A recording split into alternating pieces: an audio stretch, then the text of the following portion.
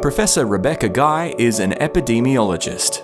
Since the emergence of COVID-19, she says more people now understand her job title. Her research covers not just COVID, but a range of infectious diseases such as HIV and other sexually transmitted infections or STIs. The common element has been about testing. So for all those diseases, the research is focused on ways to bring testing to the people. And in particular to people in vulnerable communities. Rates of STIs are much higher in adolescents and young Aboriginal and Torres Strait Islander people living in remote townships than in non-Indigenous populations. A key reason has been the lack of timely testing and subsequent treatment.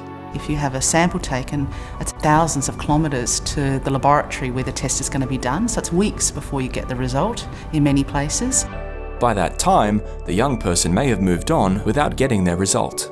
Regular testing means early treatment, including cures for many STIs. It also reduces the chances of women being hospitalised for pelvic inflammatory disease and infertility. And in the case of HIV, treatments are life-saving, but rely on people being tested early. Even in Australia, about 1 in 5 people diagnosed with HIV are diagnosed so late, their immune function has deteriorated to a point where they have AIDS.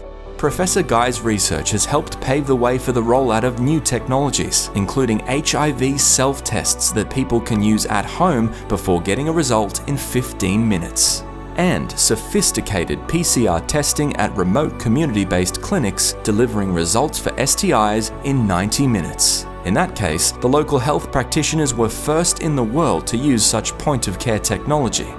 Those same PCR machines have also been used for COVID-19 testing during the pandemic. Professor Guy says COVID has shown how quickly new testing technologies can be approved, funded and rolled out, including ones people can use at home. Having a test, even if it's less accurate, is better than no test at all. She hopes that same momentum can be used to improve access to testing technologies across a range of infectious diseases, and particularly for the most vulnerable members of society. Professor Guy has been awarded the Gustav Nossal Medal in recognition of her contribution to public health.